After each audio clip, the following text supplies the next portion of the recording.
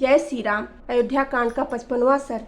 भरद्वाज जी का श्री राम आदि के लिए स्वास्थ्य वाचक करके उन्हें चित्रकूट का मार्ग बताना, उन सबका अपने ही बनाए हुए बेड़े से यमुना को पार करना, सीता की यमुना और श्यामवट से प्रार्थना, तीनों का यमुना के किनारे के मार्ग से एक कोस तक जाकर वन में घूमना फिरना, यमुना जी के समतल तट पर रात्रि में निवास करना, उस आश्रम में रात भर रहकर शत्रुओं का दमन करने वाले वे दोनों राजकुमार महर्षि को प्रणाम करके चित्रकूट पर्वत पर जाने को उद्यत हुए। उन तीनों को प्रस्थान करते देख महर्षि ने उनके लिए उसी प्रकार स्वास्तिवाचन किया जैसे पिता अपने औरस पुत्रों को यात्रा करते देख उनके लिए मंगल सूचक आशीर्वाद देता है। तदंतर महातेजस्वी महामुनि भरद्वाज जी ने सत्य पराक्रमी श्री राम से इस प्रकार कहना आरंभ किया। नरश्रेष्ठ, तुम दोनों भाई गंगा और यमुना के संगम पर पहुंचकर, जिनमें पश्चिम मुखी होकर गंगा मिली है, उस महानदी यमुना के तट निकट जाना। रघुनंदन, तदंतर गंगा जी के जल के वेग से अपने प्रवाह के प्रतिकूल दिशा में मुड़ी हुई यमुना के पास पहुंचकर लोगों के आने जाने के कारण उनके परिचिन्हों से चिन्हित हुए अवतरण प्रदेश को अच्छी तरह देखभाल कर वहां जाना और एक बेड़ा बनाकर उसी के द्वारा सूर्य कन्या यमुना के उस पार उतर जाना। तत्पश्चात आगे जाने पर एक बहुत बड़ा बरगद का वृक्ष मिलेगा जिसके पत्ते हरे रंग के हैं। वह चारों ओर से बहुसंख्यक दूसरे वृक्षों द्वारा घिरा हुआ है। उस वृक्ष का नाम श्यामवट है। उसकी छाया के नीचे बहुत से सिद्ध पुरुष निवास करते हैं। वहां पहुंचकर सीता दोनों हाथ जोड़कर उस वृक्ष से आशीर्वाद की याचना करे। यात्री की इच्छा हो तो उस वृक्ष के पास जाकर कुछ काल तक वहां निवास करे और वहां से आगे बढ़ जाए। श्यामवट से एक कोस दूर जाने पर तुम्हें नीलवन का दर्शन होगा। वहां सल्लक की चीड़ के और वेर के भी पेड़ मिले हुए हैं। यमुना के तट पर उत्पन्न हुए बांसों के कारण वह और भी रमणीय दिखाई देता है। यह वही स्थान है जहां से चित्रकूट का रास्ता जाता है। मैं उसी मार्ग से कई बार गया हूँ। वहाँ की भूमि कोमल और दृश्य रमणीय है। उधर कभी दावानल का भय नहीं होता है।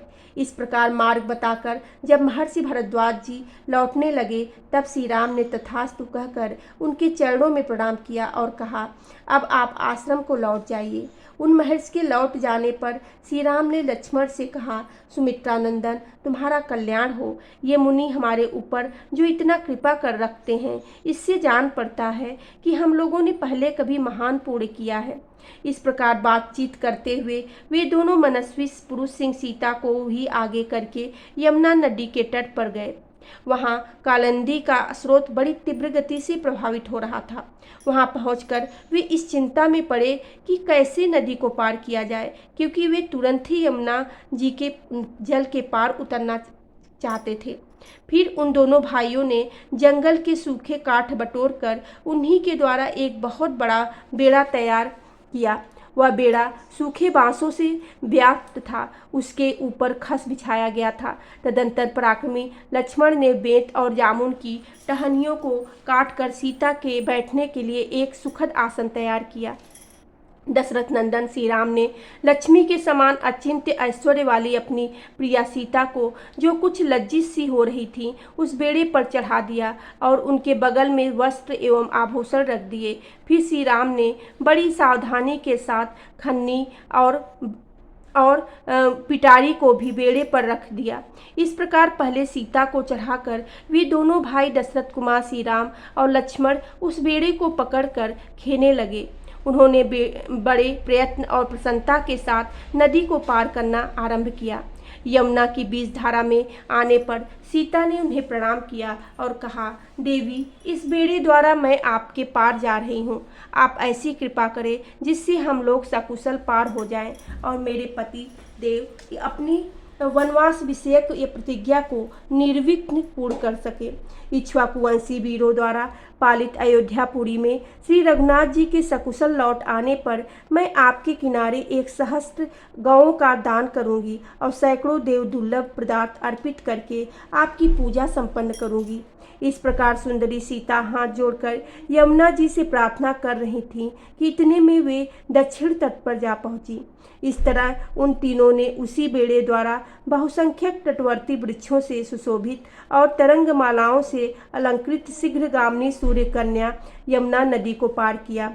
पार उतरकर उन्होंने बेड़े को तो वहीं तट पर छोड़ दिया और यमुना तटवर्ती वन से प्रस्थान करके वे हरे हरे पत्तों से सुशोभित शीतल छाया वाले श्याम वट के पास जा पहुँचे।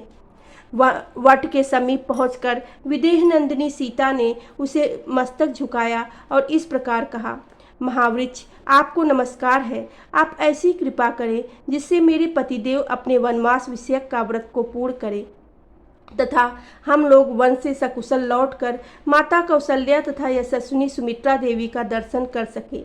इस प्रकार कहकर मनस्विनी सीता ने हाथ जोड़े वे उस वृक्ष की परिक्रमा की। सदा अपनी आज्ञा के अधीन रहने वाले प्राण प्यारी सती साध्वी सीता को श्यामवट से आशीर्वाद की याचना करते देख श्री राम ने लक्ष्मण से कहा, भरत के छोटे भाई नरश्रेष्ठ लक्ष्मण, तुम सीता को साथ लेकर आगे आगे चलो और मैं धनुष धारण किए पीछे से तुम लोगों की रक्षा करता हुआ चलूँगा। विदेह कुल नंदिनी जनक दुलारी सीता जो फल या फूल मांगे अथवा जिस वस्तु को पाकर इनका मन प्रसन्न रहे वह सब इन्हें देते रहो। अबला सीता एक एक वृक्ष, झाड़ी अथवा पहले की न देखी हुई पुष्प शोभित लता को देखकर उनके विषय में श्री रामचंद्र जी से पूछती थीं। तब लक्ष्मण सीता के कथनानुसार तुरंत ही भांति भांति के वृक्षों को मनोहर शाखाएं और फूलों के गुच्छे ला लाकर उन्हें देते थे।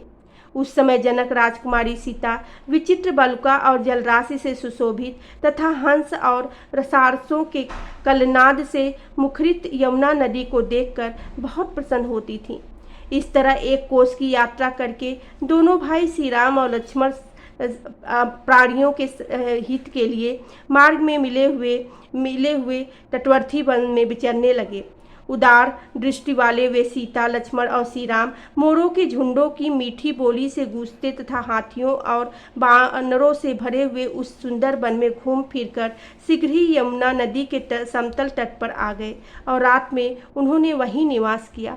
बोलो सियावेरे रामचंद्र की जय, पेवेने सुते हेनु माने की जय।